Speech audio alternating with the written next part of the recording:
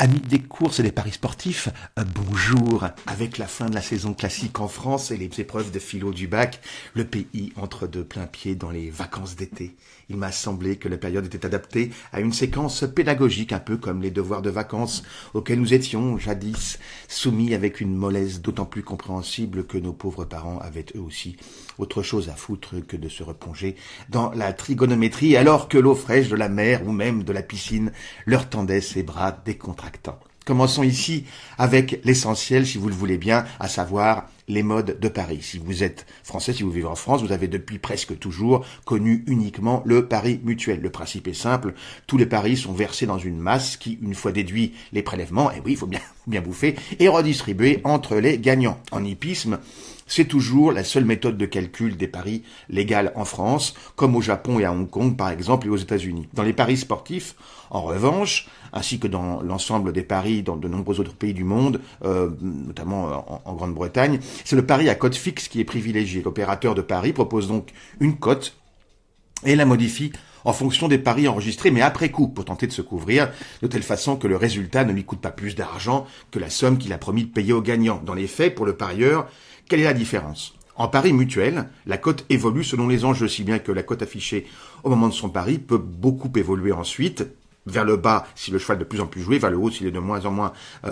apprécié, selon les paris ultérieurs. C'est comme ça qu'on a des prises, qu'on a parfois des très mauvaises surprises, quand beaucoup de paris sont placés au tout dernier moment et que la cote baisse pendant trop tard pour qu'on puisse réviser son jugement. En revanche, ce système protège l'organisateur qui ne peut pas perdre, puisque quel que soit le résultat, il touchera un pourcentage. C'est la raison pour laquelle c'est très populaire en France, où on essaie toujours de bien tondre le parieur, et donc le mutuel, pour tondre les parieurs, c'est le moyen ultime. C'est la raison pour laquelle il est très apprécié des organisateurs en France. C'est plus compliqué de gagner de l'argent avec de la cote fixe.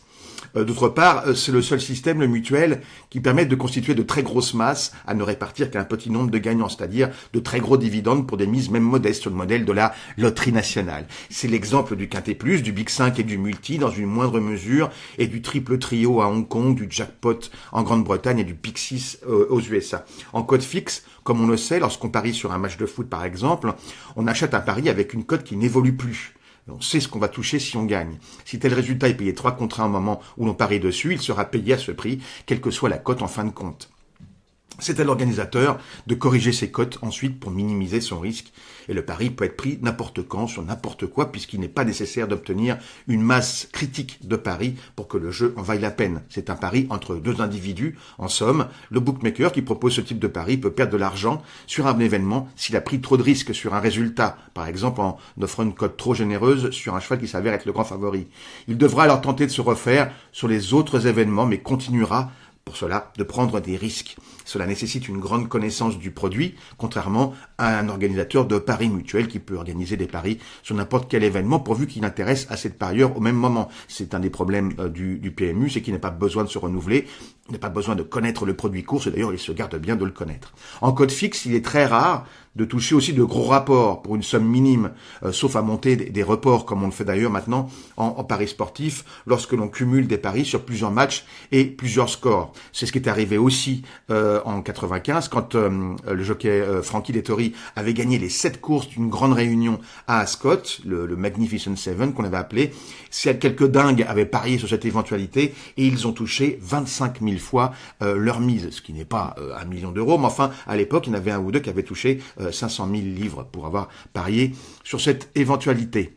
Donc les opérateurs de code fixe préfèrent aussi que les favoris soient battus, car ils sont généralement moins exposés sur les outsiders. Par exemple, la victoire du PSG sur l'Inter a coûté beaucoup d'argent aux opérateurs français qui auraient sans doute préféré, pour leur comptabilité et leur trésorerie, un succès des Milanais. Mais rassurez-vous, ils vont se refaire autrement. Alors, pourquoi l'hippisme est-il resté sur le mutuel exclusivement, contrairement au paris sportif, en tout cas en France? Parce que, premièrement, comme je vous l'ai dit, c'est beaucoup plus facile. Et deuxièmement, ça rapporte à tous les coups. Parfait aussi, à notre dépens un petit peu, mais enfin c'est comme ça. Et troisièmement, ça n'intéresse pas aux résultats. Pourquoi c'est devenu, à mon avis, un problème? Premièrement, parce que les nouveaux parieurs veulent connaître la valeur du pari qu'ils engagent. Ils ont goûté au modèle du pari sportif et depuis, ils ont envie de trouver la même chose pareil, c'est-à-dire de savoir qu'est-ce qu'ils achètent. Deuxièmement, parce que le confort du mutuel empêche de faire évoluer son offre, ce que je vous expliquais. Le PMU ne connaît pas les courses et par conséquent, il est un petit peu comme une poule de devant un canif quand on lui montre comment ça se passe aux courses. Et si, troisièmement, si le nombre d'événements disponibles augmente, ce qui a été le cas depuis 20 ans, on a du mal, quand les enjeux baissent, à atteindre la masse critique pour rendre le mutuel attrayant. Autrement dit, il n'y a plus assez d'argent dans la caisse pour offrir des rapports attractifs après déduction, qui, elle, ne bouge jamais. Voilà, j'espère que vous avez compris le problème. Alors, que devrait-on faire pour que tout ça s'améliore ?